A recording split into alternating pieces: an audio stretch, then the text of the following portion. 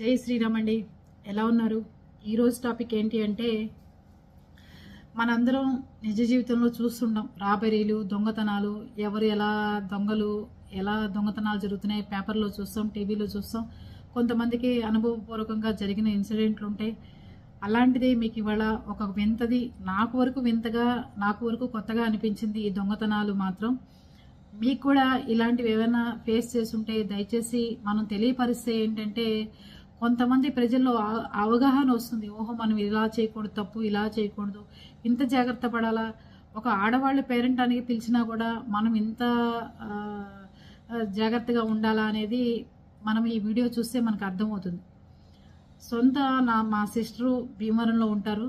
వాళ్ళ సొంత పినత్త గారు, అత్తగారు, వాళ్ళ చెల్లెలు, ఆవిడ కూడా భీమవరంలోనే ఉంటారు, వాళ్ళ ఏరియాలోనే. ఒక ఆవిడ వచ్చి పరిచయం చేసుకుంది. మా హస్బెండ్ బ్యాంక్ ఆఫీసర్ అండి, ఈ ఊర్లో ట్రాన్స్ఫర్ అయింది మాకు, అందుకని చెప్పి మేము ఈ ఊర్లో వస్తున్నాము, ఇల్లు కోసం వెతుకుతున్నాం, టూలెట్ బోర్డు ఉంది, మరి ఆ ఇల్లు మంచిదేనా, ఓనర్ మంచివాడా అండి అంటే, భలేవారండి, ఆ ఓనర్ చాలా మంచివాళ్ళు, మీకెందుకు, మీరు వచ్చి సామాన్లు తెచ్చుకు దిగండి అంటే ఆడవాళ్ళని పరిచయం చేసుకుందనమాట, ఆ కాలనీలో ఉన్న వాళ్ళని. మీకెందుకు, మేము చెప్తామండి, రండి మీరు దిగండి అంటే, నేను ఇవాళ దిగుతానండి అడ్వాన్స్ ఇచ్చేసి అంటే, వెళ్ళి ఇంటి ఓనర్తో అక్కడ ఉన్న లేడీసే మాట్లాడి, బ్యాంక్ ఆఫీసర్ట ఏలూరు నుంచి ట్రాన్స్ఫర్ అయింది, కొంచెం మీ ఇల్లు ఎద్దుకి ఇవ్వండి ఇలా అడుగుతున్నారంటే, ఆయన ఏమనుకున్నాడంటే మన లైన్లో ఆడవాళ్ళే తీసుకొచ్చారు కాబట్టి వాళ్ళకి తెలిసి ఉంటుందని అనుకుని ఆ ఇంటి ఓనరు ఆ ఇల్లు ఆవిడకి అప్పటికప్పుడు అద్దెకి వచ్చి అద్దెకి అడ్వాన్స్ ఇచ్చేసింది. తర్వాత చిన్నగా ఒక చిన్న స్టవ్, ఏవో ఒక చాపాదుండు ఇలా తెచ్చుకుంటుంటే, ఏంటండి ఇవే తెచ్చుకున్నారు, సామాన్లతో వస్తానని చెప్పారు కదా మీరని అడిగారు ఆ ఏరియాలో వాడు. మా వారిని ఇంకా రిలీవ్ చేయలేదండి, అందుకని చెప్పి నేను ఇంతవరకే సామాన్లు తెచ్చాను, నేను వెళ్ళి పాల వాళ్ళని, వాటర్ క్యాన్లు, ఇవన్నీ గ్యాసు మార్చేవి ఇవన్నీ చూసుకుంటే ఒక్కసారిగా సామాన్లు తెచ్చుకుంటే అయిపోతుంది, మా వారేమో ఏవి తిరిగి చేయరండి ఆఫీసర్ కదా అని నేనే చూసుకోవాలి అని చెప్పారు ఆవిడ. సరే అని చెప్పి, రిలీవ్ అవ్వలేదు కదా పాపం ఆవిడ, బ్యాంకుల పనులు అవన్నీ చూసుకుంటుందని చెప్పి వీళ్ళు ఊరుకున్నారు. ఒకరోజు గురువారం రోజున మా మా చెల్లెలు అత్తగారు, అంటే నాకు కూడా అత్తగారు కాబట్టి, మా సిస్టర్ వాళ్ళ అత్తగారు వాళ్ళు భజన అనమాట, బాబాగారి భజనలో 14 మందో 12 మందో గ్రూప్ అనమాట వాళ్ళు.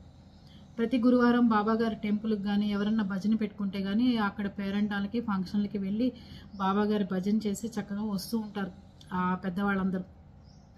60లో పడ్డ తర్వాత ఇలాంటివి చేసుకుంటూ ఉంటే వాళ్ళకి మనశ్శాంతి కదా అని చెప్పి చేసుకోవడం, వెళ్ళటం, చక్కగా దేవుడి ధ్యానంలో ఉండటం ఇవన్నీ చేసుకుంటున్నారు. ఈవిడ అవన్నీ గమనించిందండి. ఒక గురువారం రోజు వీళ్ళని పిలిచి మా ఇంట్లో నేను తాంబూలం ఇస్తాను, మీరందరూ రండి అని చెప్పింది. ఏది 12 మందిని రమ్మంటే సరేనండి తప్పకుండా వస్తామని చెప్పి వీళ్ళు 11:30కి ఆవిడ ఇంటికి వెళ్ళటం జరిగింది. ఎవరైతే బ్యాంక్ ఆఫీసర్ భార్య అని చెప్పారో ఆవిడింటికి వెళ్ళటం జరిగేసరికి ఆవిడని వెళ్ళంగానే అందరికీ కూల్ డ్రింకులు ఇచ్చింది, తాగారు. దాని తర్వాత పూర్ణంపూర్లో ఏదో ప్రసాదం పెడితే చెప్పారట, బాబాగారి భజన అయ్యేంతవరకు మేము ఏది తినమండి కనుక మాకు ఏది ముట్టుకోము, ఏది వద్దు అని చెప్పారట. లేదని చాలా బలవంతం ఒత్తిడి చేసింట. వాళ్ళెవరూ ఒప్పుకోకుండా, బాబాగారి భజన అయిన తర్వాత మీకు మళ్ళీ వస్తాం, మేము ఈ పేటలో వాళ్ళమే కదా, ఇబ్బంది ఏముందండి, మీరు ఇంకా 3-4 ఏళ్ళు ఉంటారు ట్రాన్స్ఫర్ అయ్యి వస్తుంటుంటే, అందుకని మళ్ళీ వస్తామండి, అంతేగాని మమ్మల్ని ఇబ్బంది పెట్టమాకండి అని చెప్పారు ఆవిడ. సరే అని అందరూ వెళ్ళిపోయారు. మొన్నాడు ఫ్రైడే అయితే మా సిస్టర్ వాళ్ళ అత్తగారు ఎక్కడో ఫంక్షన్కి వెళ్ళొచ్చి నగలు గిగలు అన్నీ మెళ్ళో అన్నీ ఉండగా ఈవిడ చూసింది. ఎదురుకుండా ఇల్లు అనమాట, ఆపోజిట్ ఇల్లు.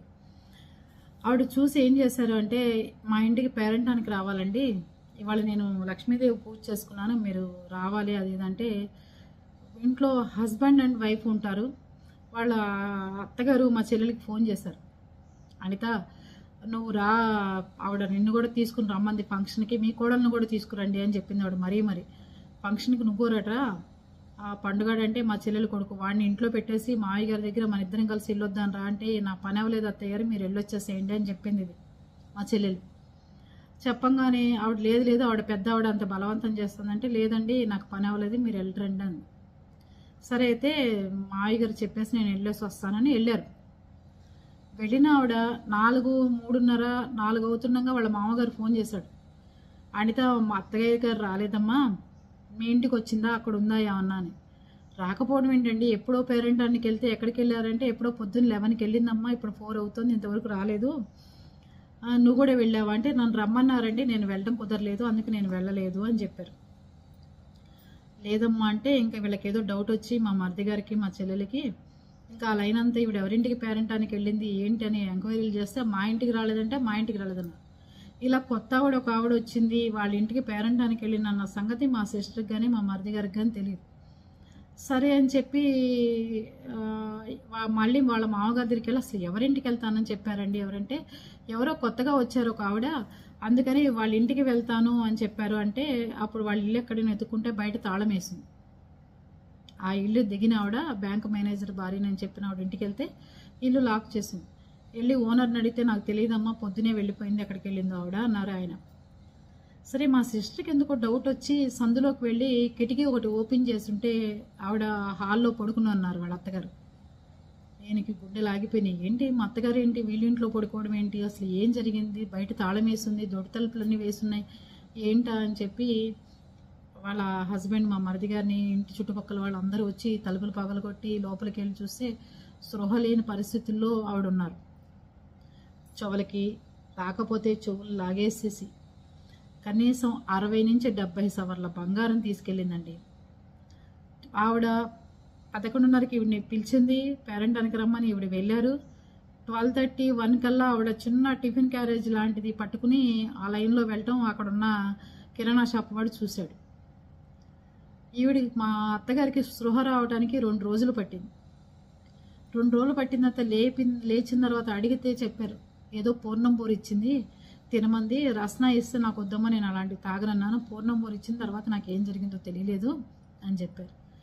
ఏ మగవాళ్ళు కానీ ఇంకో ఆడవాళ్ళ ఆసరా లేకుండా ఒక్క సింగిల్ లేడీ వచ్చి పేరెంటమని చెప్పి పిలిచి ఒక దేవుడు మాయలో మనుషుల్ని బ్లాక్మెయిల్ చేసి ప్రసాదాలు పేరెంటాలంటే లేడీసు అయ్యో వెళ్ళకపోతే పాపం చుట్టుకుంటుందేమో, ఈ తాంబూలం తెచ్చుకోకపోతే మన 5వ తనం ఏమైపోతుందో, లేకపోతే ఈ ప్రసాదం కాదంటే ఏమంటారు, ఈ పూట పేరెంటానికి వెళ్ళకపోతే దేవుడు ఏమంటాడు అని సహజంగా మనం అనుకుని వెళ్తూ ఉంటాం కదండి. అలాగే ఆవిడ కూడా అనుకున్నారు, వెళ్ళారు. దాని తర్వాత ఆవిడ స్పృహ రావడానికి 2 డేస్ పట్టింది. అప్పుడు పోలీస్ కంప్లైంట్లు ఇచ్చి ఆవిడ స్పృహలోకి వచ్చిన తర్వాత పూర్ణం పూరి పెట్టింది, నేను స్పృహ తప్పిపోయింది. దాని తర్వాత నాకు అసలు ఏమీ తెలియదు, 2 రోజుల తర్వాత మెలకు వచ్చింది. ఆవిడకి ఇచ్చిన మత్తు మందు కూడా తెలుసా అండి ఎంత పవర్ఫుల్ అంటే వాళ్ళు చెప్తున్నారు. మామూలుగా అయితే ఆవిడ కోమాలోకి వెళ్తుందని చెప్పారు డాక్టర్లు. ఆవిడకి బతికి బట్టగట్టుతుంది బయటకు వస్తుంది అని ఎవరూ అనుకోలేదు. అలా అంత పవర్ఫుల్ మత్తు మంది ఇచ్చింది.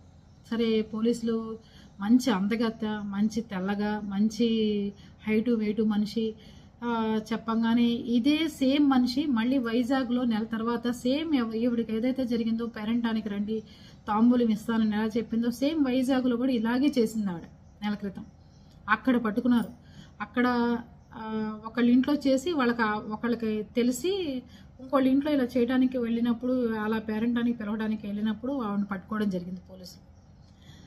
పట్టుకుని రాజమండ్రి తీసుకొచ్చారు ఆవిడని. వీళ్ళకి ఇన్ఫార్మ్ చేస్తారు ఒక దొంగ దొరికింది, ఆవిడ మీరు చెప్పిన ఆనమాలలాగా ఉన్నాయి, మీరు వచ్చి ఒక్కసారి చూసుకుంటే బాగుంటుంది అని చెప్పి పోలీసులు వీళ్ళకి కవరింపించారు. సరే అని మా సిస్టరు, మరిది గారు, మా అత్తగారు అందరు కలిసి అక్కడికి వెళ్ళారు. వెళ్ళిన తర్వాత సేమ్ ఆవిడ వెళ్ళటంతో నా ఆవేశం వచ్చి దాన్ని 2 పీకింది.